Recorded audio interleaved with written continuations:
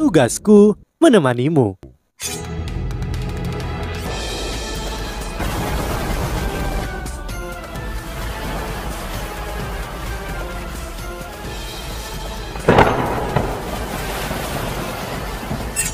Hai sahabat Pasuk, kembali lagi bersama alur cerita versi novel Solen 2 Sekte Tang yang tak tertandingi. Jangan lupa like, subscribe, dan nyalakan tanda lonceng. Mari kita lanjutkan. Kekaisaran Ryu melakukannya dengan baik dalam membangun pertahanan sekuat ini. Meskipun mereka hanya menduduki Kekaisaran Tianhun untuk waktu yang singkat, ekspresi dingin dan misterius muncul di wajah Wu Yuhao. Dia memutar tubuhnya di udara sebelum jiwa bela dirinya berkedip. Seketika, ia menyerbu ke jalan-jalan di luar istana. Dia melepaskan imitasinya dan segera menghilang. Bahkan jika ada detektor osilasi, mereka masih membutuhkan waktu untuk menyesuaikan dan datang pada saat mereka tiba. Wu Yuhao sudah lama hilang. Tidak mungkin untuk mengikutinya secara langsung, mengingat bahwa imitasinya digunakan. Dua sosok juga mengejarnya dengan kecepatan tinggi. Saat mereka terbang di atas danau, ledakan bergema memekakkan telinga terdengar. Seluruh danau tampaknya telah ditambang dengan bom yang tak terhitung jumlahnya. Ledakan yang mengerikan terjadi dan hampir seluruh kota Tiando mendengarnya. Danau itu telah menjadi ledakan paling menakutkan. Serpihan es yang tak terhitung jumlahnya terbang kemana-mana dan kekuatan ledakan yang luar biasa itu menghancurkan lapisan es yang terbentuk di bawah permukaan danau. Ledakan ini terlalu mendadak dan tidak ada petunjuk sebelum itu terjadi. Ketika itu terjadi, dua orang gereja Roh Kudus sama-sama terkejut. Mereka berdua adalah Mas Roh murni dan karenanya mereka tidak memiliki alat jiwa pertahanan otomatis. Ketika ledakan itu terjadi, mereka secara tidak sadar hanya dapat mengedarkan kekuatan jiwa untuk melawannya. Kedua tubuh mereka langsung terlempar tinggi ke udara. Kekuatan ledakan yang menakutkan terus melonjak ketika danau itu langsung mengembang menjadi 5 kali ukuran aslinya. Struktur besar di sekitar segera diratakan oleh ledakan. Bahkan tembok istana yang lebar dan tebal di dekatnya runtuh. Kekuatan ledakan itu setara dengan serangan habis-habisan dari seorang Feng Hao Dolo tipe S. Meskipun Wu Yuhao adalah sage jiwa 7 cincin, dia telah mengumpulkan kekuatan di sana selama hampir 1 jam. Dia telah menghabiskan banyak kekuatan jiwanya sebelum dia menyelesaikan teknik ledakan es. Selain itu, dia telah membekukan air danau menjadi es sebelumnya. Seluruh proses membutuhkan banyak usaha. Dia telah merencanakan hasil seperti ini. Cahaya terdistorsi di sekitar Mas Roh lemah menghilang setelah ledakan mengungkapkan 8 cincin rohnya. Dia sudah batuk darah di udara. Ketika Wu Yuhao telah melarikan diri sebelumnya, dia diam-diam menempel dekat permukaan danau saat dia terbang. Agar Mas Roh yang lemah ini mengikuti jejak spiritualnya, ia secara alami akan mengikuti rute pelarian Wu Yuhao dengan cermat. Keduanya hampir berada di pusat ledakan dan dikirim tinggi ke udara oleh teknik ledakan es Wu Yuhao. Penatua itu bernasib jauh lebih baik mengingat bahwa dia adalah seorang Feng Hao Dolo. Meskipun dia tidak sadar, dia masih mengandalkan kemampuannya untuk menetralisir sebagian besar dampak. Mas Roh lainnya tidak begitu beruntung. Dia hanya seorang Dolo jiwa dan juga seorang Mas Roh tipe spiritual. Dia tidak mahir dalam bertahan, akibatnya ia langsung terluka parah oleh ledakan itu. Akibatnya kakinya hancur dan kekuatan jiwanya juga menjadi sangat berantakan. Rasa sakit yang luar biasa mengubah auranya menjadi berantakan besar.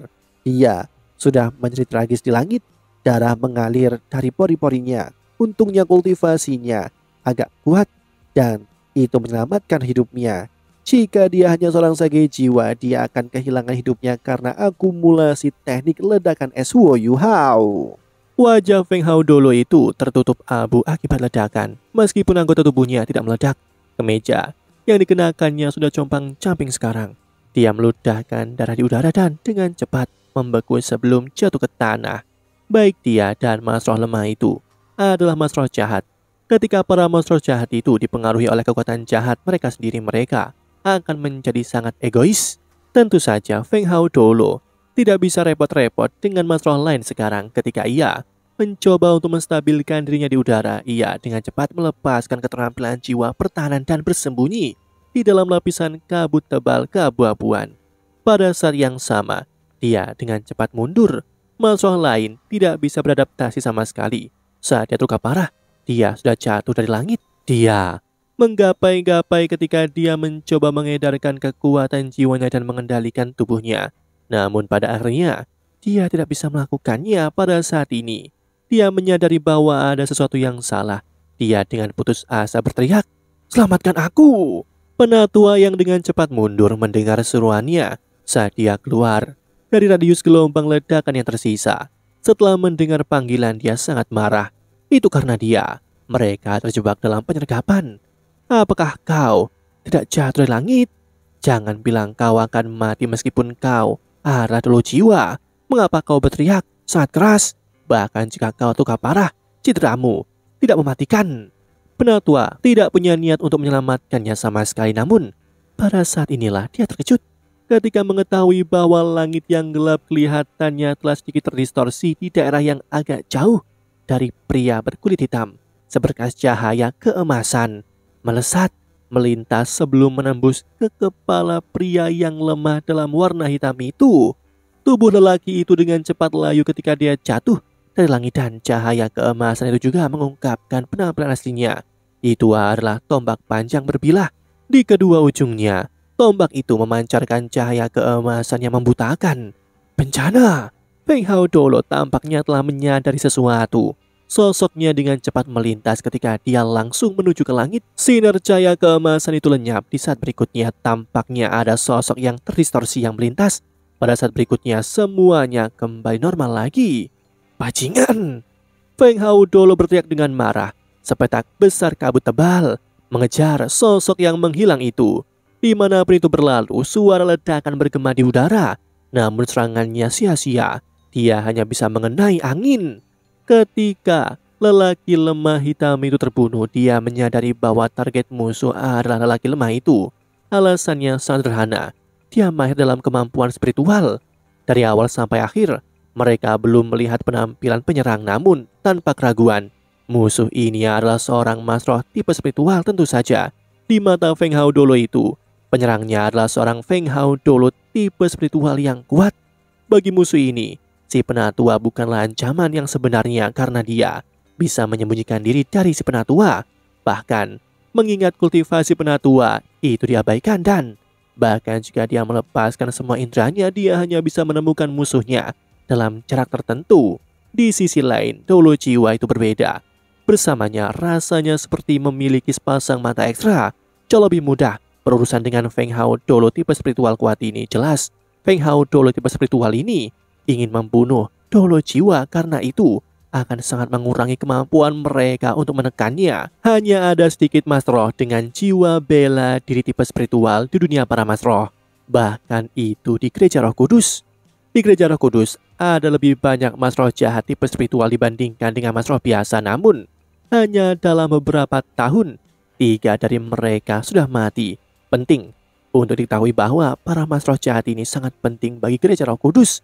Meskipun mereka memiliki temperamen yang sangat aneh, Dolo jiwa tipe spiritual peringkat 87 ini sekarang telah mati. Bagaimana mungkin mereka bisa menangkap penyerang sekarang tanpa para masroh tipe spiritual mereka? Orang yang telah membunuh Dolo jiwa memang Huo Yuhao. Setelah dia keluar dari istana, dia menemukan waktu yang paling tepat untuk menggunakan teknik ledakan esnya dengan bantuan deteksi spiritualnya. Sedangkan untuk kembali menyerang, itu awalnya tidak ada dalam rencananya. Dia hanya memiliki ide itu secara mendadak. Dia tidak berniat berurusan dengan pria yang lemah. Bagaimanapun ini adalah pertama kalinya dia melihatnya dan merasakan ancamannya. Huo Yuhao mengambil tindakan karena dia ingin bertindak ketika teknik ledakan esnya paling efektif. Dia mengendalikan teknik ledakan esnya dengan bantuan deteksi spiritualnya. Yuhao awalnya tidak melarikan diri terlalu jauh. Dia berhenti dan berbalik dan tinggal di luar tembok istana. Dia kembali karena dia melihat bahwa penatua Feng Hao Dolo meninggalkan rekannya, membuatnya terbuka, memberikan celah. Huo Yuhao tidak akan layak disebut sebagai prajurit tertinggi jika dia tidak mengambil kesempatan seperti ini. Melemparkan tombak naga emas dari jauh adalah keterampilan utama Wang Shu'er. Huo Yuhao tidak sekuat dia, tapi dia juga tidak lemah setelah menyatu dengan cincin roh yang telah dia berikan. Selain itu, dia memiliki kekuatan yang tidak dimiliki wanita itu. Bahkan Huo Yuhao telah menggunakan imitasi pada tombak naga emas tepat saat dia melemparkannya. Serangan Huo Yuhao sebenarnya menguras banyak upayanya, meskipun itu hanya serangan sederhana. Itu hanya diselesaikan melalui kontrol spiritual yang besar. Adapun Penatua, dia telah menyadari bahwa dia terlambat. Bagaimana mungkin mudah baginya untuk mengejarnya sekarang? Undullah si kekuatan jiwa yang sangat besar yang disebabkan oleh teknik ledakan es tidak hanya menghancurkan semua alat jiwa di wilayah istana ini, tetapi juga menyebabkan gangguan besar pada alat jiwa di udara. Itu hanya mungkin untuk menemukan Huo Yuhao menggunakan mantra tipe spiritual lain pada saat ini. Huo Yuhao bergerak melalui beberapa jalan dan lorong saat dia berlindung dalam kegelapan. Dia hanya berhenti setelah dia yakin dia berada di tempat yang aman. Saat ini nafasnya sedikit cepat, namun ada tatapan bersemangat di matanya. Prajurit pamungkas, ini adalah prajurit terbaik sejati. Menginap ke markas musuh, membunuh tokoh berpengaruh, dan melarikan diri. Dari awal sampai akhir, dia bahkan tidak ditemukan. Musuh bahkan tidak tahu siapa yang melakukan serangan. Perasaan ini luar biasa. Dari pengintaian sebelumnya yang menyeluruh di istana kekaisaran Tianhun, Huo Yuhao telah dengan jelas menemukan bahwa hanya ada satu mantra tipe spiritual di seluruh istana. Tanpa alat jiwa, pria itu tidak dapat menimbulkan ancaman baginya ketika dia mendarat di perangkap Jusi terakhir kali. Itu karena dia terlalu ceroboh. Dia telah meremehkan Legiun Instruktur Jiwa Phoenix Api yang akhirnya mengeksposnya, tapi itu pelajaran yang bagus. Setidaknya dia tidak akan membiarkan dirinya terekspos di masa depan ketika datang ke situasi yang sama. Kemampuan bertarung langsungnya sekarang sudah sangat kuat. Lebih penting lagi, dia pandai menyembunyikan diri. Ini sebenarnya bagian yang paling menakutkan tentang keterampilan ilahinya. Di mata Jusi, Huo Yuhao lebih berbahaya daripada seorang Feng Hao Dolo. Dan jika dia benar-benar menjadi seorang Feng Hao Dolo dengan jiwa bela dari pamungkas, itu bahkan lebih menakutkan daripada seorang Feng Hao Dolo yang adalah seorang mas roh jahat. Huo Yuhao segera kembali ke hotelnya. Dia sudah tenang sekarang. Setelah membunuh Dolo jiwa tipe spiritual itu, dia berhasil mencapai tujuannya untuk misi ini. Namun, ini akan sangat mengkhawatirkan musuhnya. Selama periode waktu ini, Kekaisaran Ryu pasti akan meningkatkan pengintaian mereka di istana Kekaisaran Tianhun. Itu tidak bisa dihindarkan. Tapi bisakah dia bisa terus menunggu lebih lama? Cara terbaik adalah secara alami menunggu mereka untuk menurunkan penjagaan sebelum melanjutkan pengawasannya. Musuh mungkin lebih santai setelah periode waktu tegang itu, yang kemudian akan memberikan peluang besar baginya. Namun Huo Yuhao tidak bisa menunggu lebih lama lagi. Masih banyak hal yang harus dilakukan. Dia harus cepat mengumpulkan lebih banyak informasi di sini selanjutnya, melakukan pengawasan menyeluruh sebelumnya. Ia yakin bahwa Mas Xiaotou maupun Tang Ya tidak ada di istana kekaisaran. Mereka berdua adalah wanita suci di gereja Roh Kudus dan sangat dihormati. Jika mereka berada di Kekaisaran Tianhun, mereka pasti akan berada di istana kekaisaran. Karena mereka tidak ada di sini, kemungkinan mereka berada di kota ini sangatlah kecil. Ketika dia memikirkan hal itu, suasana hati Huo Yuhao yang baik sedikit berkurang. Tanpa bisa menemukan Mas Xiaotou dan Tang Ya, itu berarti bahwa target paling penting dari misi ini tidak tercapai. Bagaimana dia bisa bahagia dengan itu? Apa yang harus aku lakukan? Haruskah aku mencoba menangkap seorang mas roh jahat untuk mengumpulkan informasi? Huo Yuhao mengerutkan alisnya. Itu ide yang paling bodoh. Mungkin itu akan efektif, tetapi itu tidak akan mudah. Selain itu, para mas roh jahat itu mungkin tidak tahu di mana Tang Ya. Tapi sepertinya dia masih harus mencobanya. Dia duduk bersila dan berpikir sejenak. Dia memutuskan bahwa dia tidak bisa memikirkan rencana lain yang lebih baik. Sepertinya menangkap seorang mas roh jahat dan mencari ingatannya adalah yang terbaik yang bisa dia lakukan. Setelah memutuskan strategi ini, ia memiliki tujuan lain untuk dicapai.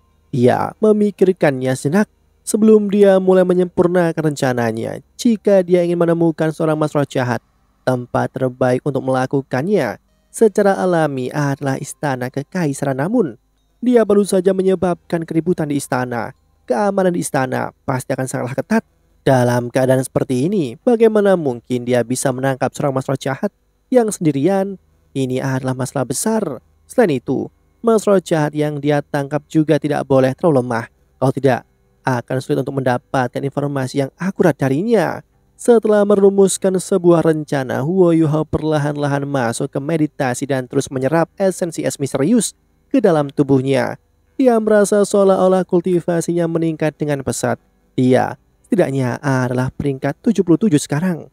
Itu juga berarti bahwa kekuatan jiwanya telah meningkat secara signifikan. Dia telah menemukan imbalan yang besar.